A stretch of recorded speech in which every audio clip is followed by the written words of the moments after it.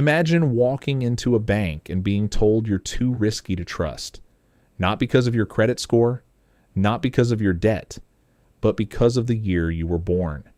Now imagine your father walks into the same bank, same branch, same week, and they hand him a premium credit card, a personal banker, and a bottle of water.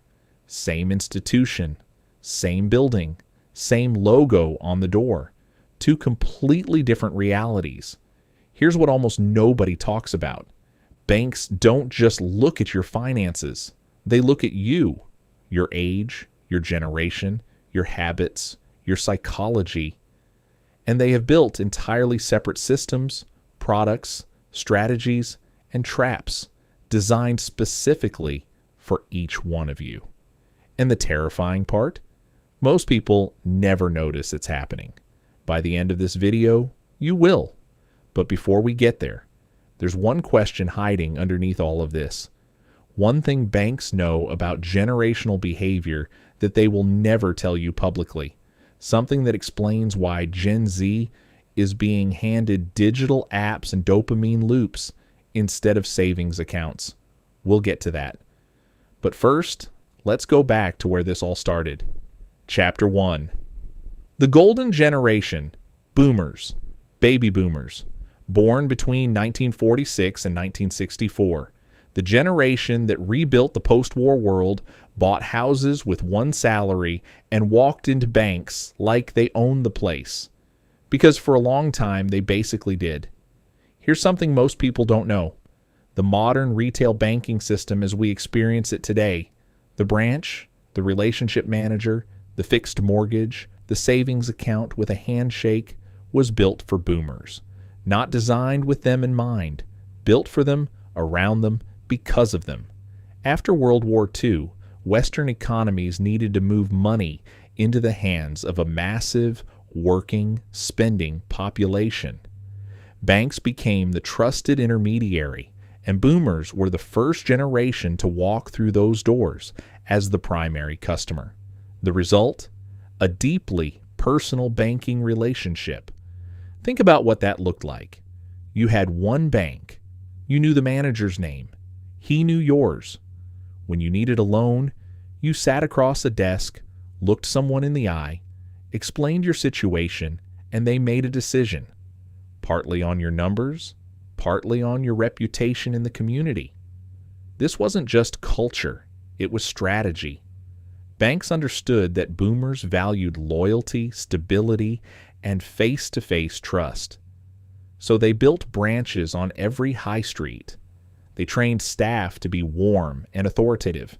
They designed products, mortgages, life insurance packages, bundled savings plans that matched a boomer's life trajectory perfectly. You got a job. You opened an account. You got a mortgage. You got a pension. The bank was there for every step. But here's where it gets interesting, because that loyalty had a cost, and it wasn't paid by the boomers. Banks learned something from servicing this generation. If you make someone feel valued early, they will stay forever. Boomers, on average, stay with the same bank for over 17 years. Some, their entire adult lives. That's not just customer retention. That's captivity with a smile. And when banks realized that, they started asking a different question about the next generation entirely. Chapter 2. The Forgotten Generation, Gen X. Generation X, born between 1965 and 1980. The generation that gets skipped in almost every conversation about generational banking, and that tells you everything. Because banks didn't ignore Gen X. They experimented on them. Gen X came of age during a period of massive financial turbulence, the stagflation of the late 70s, the crash of '87, the savings and loan crisis in the U.S. that wiped out hundreds of financial institutions. These weren't abstract events for Gen X. They were the backdrop of their 20s. And banks noticed something uncomfortable. Gen X was skeptical. Unlike their boomer parents, Gen Xers didn't automatically trust the institution. They'd watched the institution fail. They'd seen the branch manager give bad advice. They were the first generation to genuinely question whether the bank was on their side. So what did banks do? They gave Gen X choice, or at least the illusion of it. The late 80s and 90s saw an explosion of financial products aimed at Gen X, credit cards with introductory 0% offers, investment accounts, mutual funds, insurance products bundled with mortgages in ways that were almost impossible to untangle without a law degree. Banks dressed complexity up as sophistication. They said, "You're smart, you're independent, here are options." What they didn't say, most of these options benefit us far more than you. Gen X became the testing ground for financial product proliferation, the generation that went from one bank product to 12, often without fully understanding the fees, the penalties, the hidden clauses compounding quietly in the background. And then the internet arrived, and everything changed, because suddenly, for the first time, a generation could look things up. Gen X started doing their own research, comparing rates, reading the small print, and banks, for the first time, felt a flicker of something unfamiliar: accountability. They needed a new playbook, and they were about to get one, delivered to them by a generation they genuinely did not understand. Chapter 3: The Digital Disruptors. Millennials. Millennials, born between 1981 and 1996, the generation that traditional banks feared, misunderstood, underestimated, and ultimately had to rebuild themselves to survive. Let's be blunt about something the banking industry spent years trying to deny.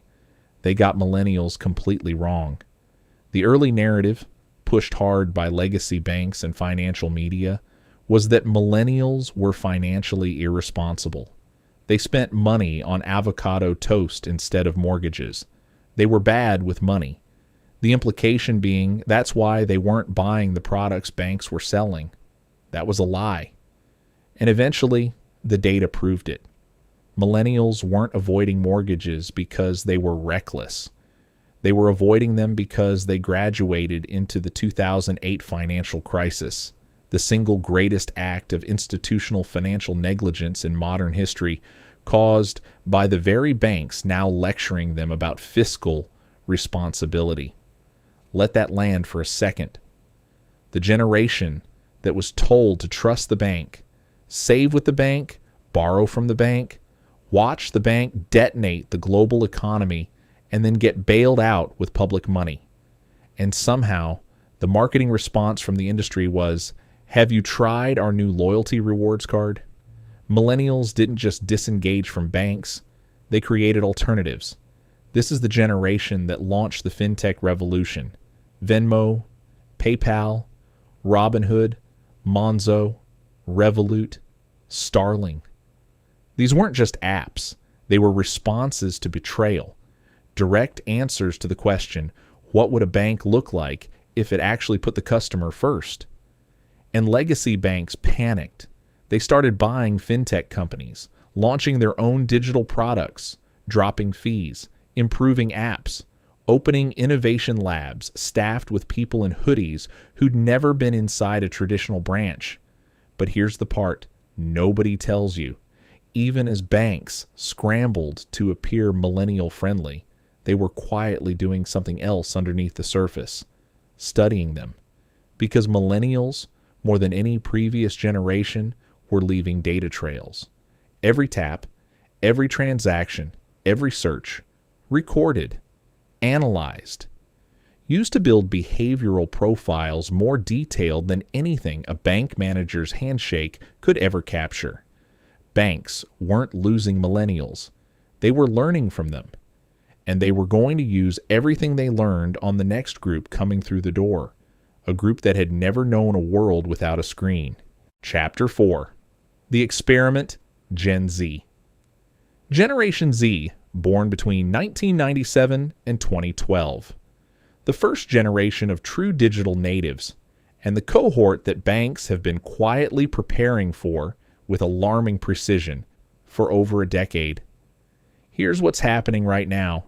And most people haven't connected the dots yet.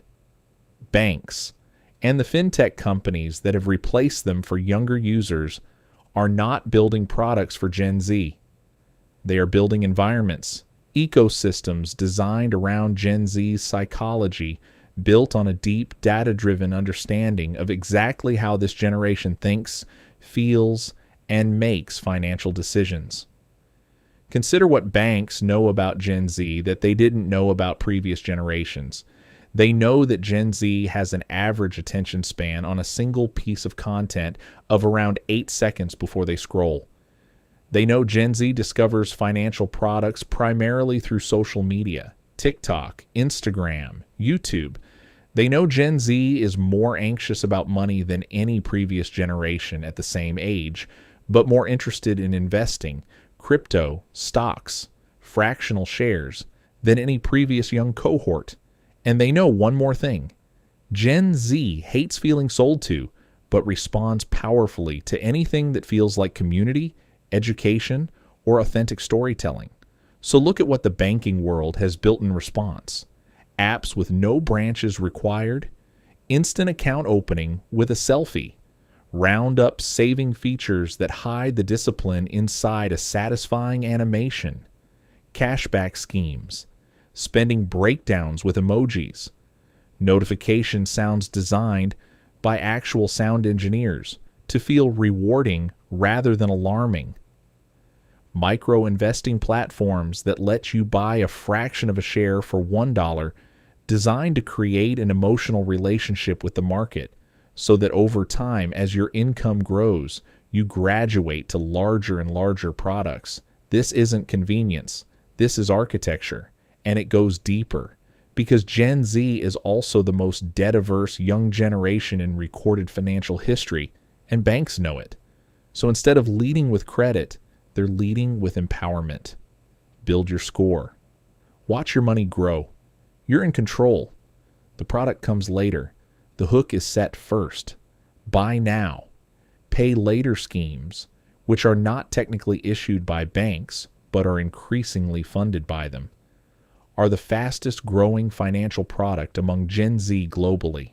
A generation that says they hate debt is accruing it in smaller, invisible, interest-adjacent slices that don't feel like debt at all. It is, without question, the most sophisticated generational targeting in banking history. And it brings us back to the question I asked at the very beginning. Chapter 5. The answer. I told you at the start there was something banks know, something they have never said publicly, that explains the entire pattern we've just traced across 4 generations. Here it is. Every strategy I've described, the relationship banking of the boomer era, the product proliferation aimed at Gen X, the digital pivot chasing millennials, the behavioral architecture designed for Gen Z, every single one of them is built on the same core insight. People form their foundational financial habits between the ages of 18 and 30. That's it. That's the secret. Banks don't target generations because they care about generational culture. They target generations because they know that whatever product, experience, or emotional relationship you build with someone during those years becomes the default for the rest of their life.